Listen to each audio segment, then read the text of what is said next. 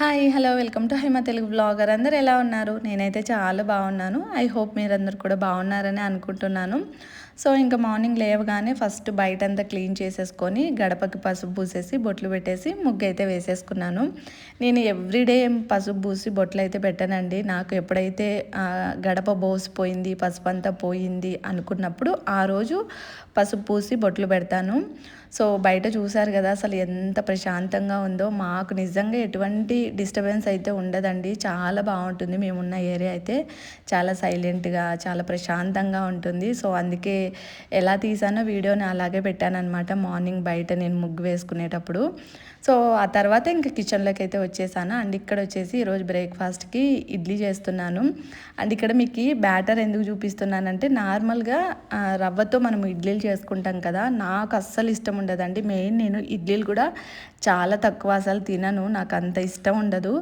So ఈ batter ఏంటంటే ఇడ్లీ రైస్తో ప్రిపేర్ చేసుకున్నాను అనమాట. చాలా సాఫ్ట్గా వస్తాయి. నెక్స్ట్ టైం నేను బ్యాటర్ ఎలా ప్రిపేర్ చేసుకోవాలనేది కూడా నేను చూపిస్తాను. అండ్ ఇంకోటి ఏంటంటే మోస్ట్లీ ఇక్కడ రైస్ దొరుకుతాయో లేదో తెలీదు, సపరేట్గా ఇడ్లీ రైస్ అని దొరుకుతాయి.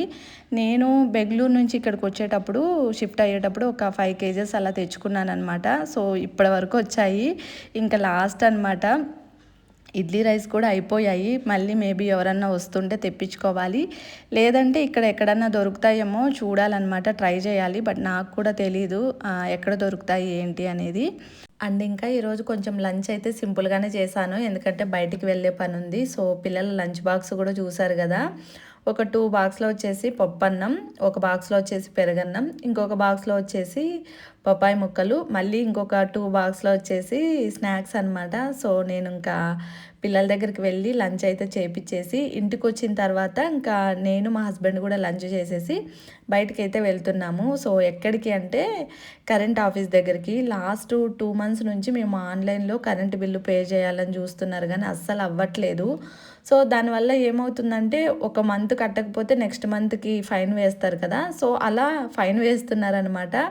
అసలు ఏంటి ఇష్యూ అని ఒకసారి కనుక్కుందాము, వెళ్తే తెలుస్తుంది కదా అని అనుకున్నాము. And current bill every month ఇచ్చేకి వస్తారు కదా, మీటర్ చూసి కొట్టేకి వస్తారు కదా. సో వాళ్ళని అడిగాము, ఇలా ఆన్లైన్లో పే చేయడానికి అస్సలు అవ్వట్లేదు అంటే ఒకసారి ఆఫీస్ దగ్గరికి వెళ్ళండి అని చెప్పారు వాళ్ళు కూడా. సరే అని చెప్పి వెళ్తున్నాము. యాక్చువల్గా మా హస్బెండ్ ఒక్కరే వెళ్ళాల్సినది, బట్ లాస్ట్ మినిట్లో ఇంకా ఇంట్లో ఫ్రూట్స్ వెజిటేబుల్స్ అవి అయిపోయాయి అన్నావు కదా, నువ్వు కూడా రా, అలాగే వెళ్ళి తీసుకొని వద్దామన్నారు. అందుకే ఇంకా నేను కూడా వెళ్ళాను. సో అక్కడికి వెళ్ళగానే జస్ట్ ఏం ప్రాబ్లం లేదండి, ఏదో యాప్ అప్డేట్ అయిందంట. సో అందుకే సరిగ్గా అది పని చేయట్లేదు, వర్క్ అవ్వట్లేదు ఆన్లైన్లో పే చేయడానికి అని చెప్పి వాళ్ళు మళ్ళీ ఇంకొక యాప్ ఏదో చెప్పారు. సో ఆ యాప్ ఇన్స్టాల్ చేసుకొని ఇంకా అక్కడే పేమెంట్ చేసేసి వచ్చేసాము. అండ్ ఇంకా అలాగే వెళ్ళి వెజిటేబుల్స్ అండ్ ఫ్రూట్స్ కూడా తీసుకొని వచ్చాము. మోస్ట్లీ నేను చాలా తక్కువ అండి బయటికి అస్సలు వెళ్ళను. ఇంట్లోకి ఏమైనా కావాలనుకున్నా కానీ మా హస్బెండే వెళ్ళి తీసుకొని వస్తారనమాట. ఓన్లీ మేము ఏదన్నా బయటికి వెళ్తే వీకెండ్లోనే, ఆ డేలోనే నాకు కొంచెం అంటే కొంచెం పీస్ఫుల్గా బయటికి వెళ్ళిన ఫీలింగ్ లాగా అనిపిస్తుంది. రిమైనింగ్ డేస్లో బయటికి వెళ్ళినా మళ్ళీ ఆఫ్టర్నూన్కి అంతా వచ్చేయాలి, లంచ్ ప్రిపేర్ చేయాలి, పిల్లలకి లంచ్ తినిపించడానికి వెళ్ళాలి అనే టెన్షన్ ఉంటుందన్నమాట. మైండ్లో అదే రన్ అవుతూ ఉంటుంది. సో ఎక్కడికి వెళ్ళడానికి కూడా కుదరదు. అలాంటప్పుడు మా హస్బెండే మోస్ట్లీ ఇంట్లో ఏం తక్కువ ఉన్నా వెళ్ళి తీసుకొని వస్తారు. సో ఇక్కడ క్యారెట్ కొంచెం ఎక్కువగానే తీసుకొని వచ్చాను నేను. అసలు రెగ్యులర్గా క్యారెట్ బీట్రూట్ జ్యూస్ అయితే తీసుకుంటున్నాం. దానివల్ల నిజంగా మాకు ఆ చేంజ్ అన్నది తెలుస్తుంది. అది ఎలా అంటే మనము ఒక 3 days 4 days యూజ్ చేసి అరే రిజల్ట్ లేదే అనుకుంటే అంత తొందరగా కనిపించదు. మనం రెగ్యులర్గా అట్లీస్ట్ ఒక 1.5 month తీసుకుంటే మనం అట్లీస్ట్ కొద్దో గొప్ప రిజల్ట్ చూస్తామన్నమాట. అండ్ ఈ మధ్య జ్యూస్లోకి ఉసిరికాయ కూడా యాడ్ చేసుకున్నాము, అందుకే నేను కొంచెం ఎక్కువ తీసుకొని వచ్చాను ఉసిరికాయని. సో ఈసారి యాపిల్స్ కూడా తీసుకొని వచ్చాము. సో యాపిల్ కూడా యాడ్ చేసుకుందాము అన్నట్టు. అండ్ అలాగే మ్యాంగోస్ కూడా ఈ సీజన్లో ఇంకా లాస్ట్ అనుకుంటా మ్యాంగోస్ తీసుకొని రావడము, ఎందుకంటే ఇంకా సమ్మర్ వస్తుంది కాబట్టి. సో మేము ఈ సమ్మర్లో మ్యాంగోస్ చాలా తక్కువ తిన్నాము. అస్సలు పెద్దగా చెప్పాలంటే ఎక్కువ తినలేదు. నాకు పర్సనల్గా మ్యాంగోస్ అంటే చాలా ఇష్టము. మ్యాంగోస్ ఎవరికి ఇష్టం ఉండదు చెప్పండి.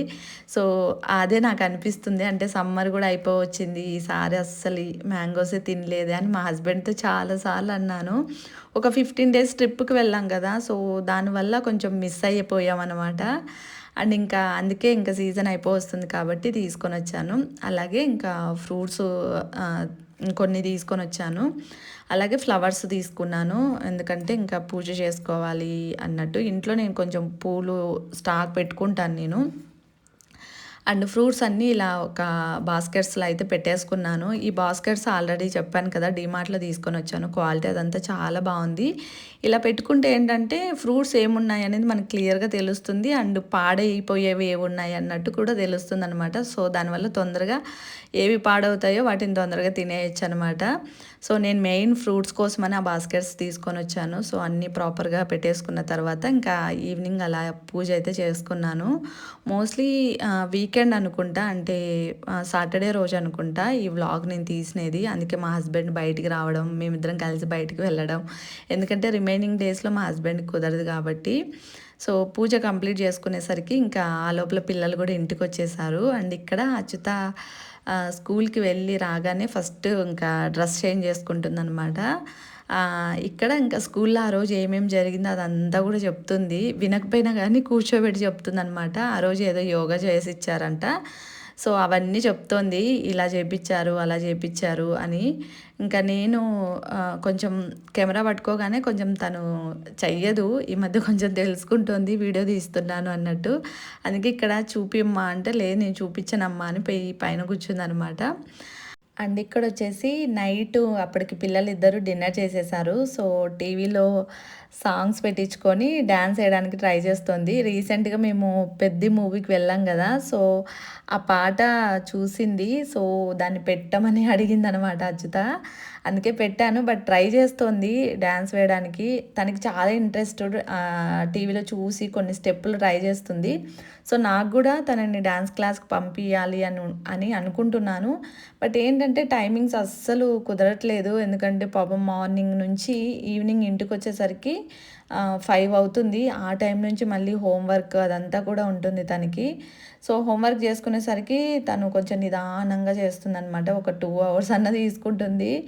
అరౌండ్ 7 అట్లా ఆ టైం అవుతుంది. కొంచెం ఎక్కువ హోంవర్క్ ఇస్తే, తక్కువ ఉంటే ఒక 6కి అలా కంప్లీట్ చేసుకుంటుంది. ఆ టైం నుంచి ఒక 1 అవర్ అలా ఆడుకునేకి వెళ్తుంది అనమాట.